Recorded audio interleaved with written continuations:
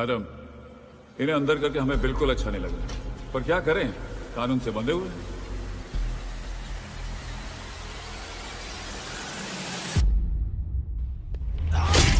Hello, मालिक बोल रहा हूँ। क्या हुआ?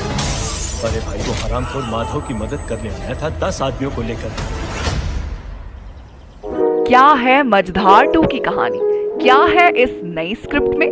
हेलो दोस्तों, मैं हूँ स्प्रिया, मैं हूँ आज के लिए आपकी होस्ट। और दोस्तों, आज का मैं लेकर आई हूँ फिल्म मझधार 2 के बारे में। हमने आपको मझधार 2 की कहानी बताई थी। अब उस कहानी से जुड़ी एक दूसरी कहानी जो मेकर्स ने चुनी है, आइए जानते हैं क्या है नया इस स्क्रिप्ट में। वो अपनी पूरी शक्ति के साथ भाग रहा था, क्योंकि उसका पीछा करने वाला पुलिस भी अपनी पूरी शक्ति के साथ उसका पीछा कर रहा था। उन दोनों के बीच 150-200 कदमों की दूरी थी। भागने वाला नौजवान इस दूरी को बनाए हुए था, क्योंकि उसे पूरा विश्वास था कि अगर वो उस पुलिस वाले के हाथ चढ़ गया तो फिर उसकी खैर नहीं। बाजार में चलने फिरने वाले लोगों ने उस रेस को बड़ी दिलचस्पी से देखा था और देख रहे थे।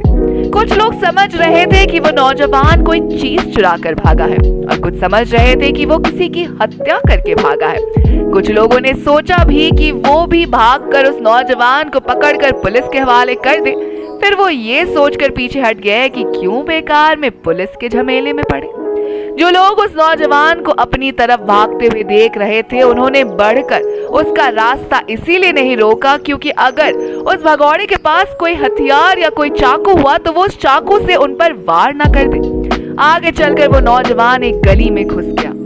वो गली आगे चलकर छोटी छोटी गलियों की भूल भुलैया थी। वो नौजवान किसी एक गली में घुसा और पुलिस वाला किसी दूसरी गली में घुस गया, और इस तरह काफी भागम भाग के बाद उस पुलिस वाले को ये पता ना चल सका कि वो भगौड़ा नौजवान कहाँ गायब हो गया है।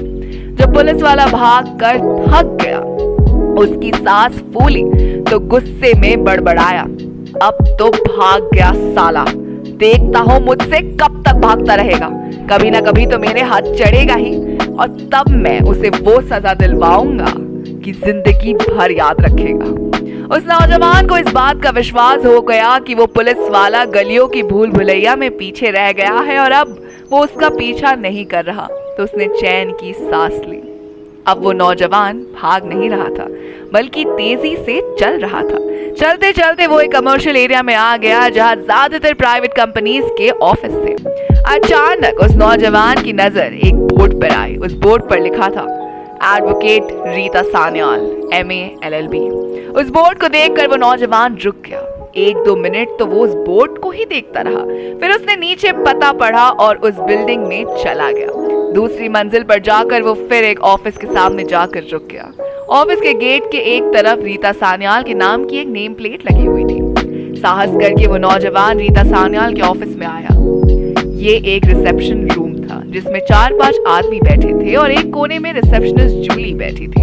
नौजवान के अंदर आ जाने पर जूली ने उसे अपने पास आने का इशारा किया। नौजवान जूली के पास आया तो उसने पूछा, आपको किससे मिलना है? मैं एडवोकेट रीता सान्याल से मिलना चाहता हूँ, नौजवान ने कहा। क्या आपको कोई कानूनी सलाह लेनी है?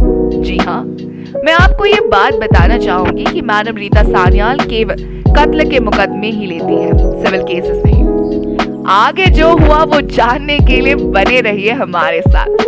अब इसी के साथ मैं स्प्रिया लेती हूँ आपसे इजाजत। तब तक के लिए आप हमारी वीडियो को लाइक कीजिए, अपने दोस्तों के साथ शेयर कीजिए और हमसे जुड़े रहने के लिए सब्सक्राइब कीजिए हमारे चैनल बॉलीग्राड स्टूडियोज को। और हाँ, आपके लिए एक खास खबर भी है। अगर आप सिनेमा के साथ जुड़ना चाहते हैं और यहाँ काम करना चाहते हैं तो डिस्क्रिप्शन बॉक्स में दिए हुए जॉब लिंक पर क्लिक करें और इस अपॉर्चुनिटी का भरपूर फायदा उठाएं।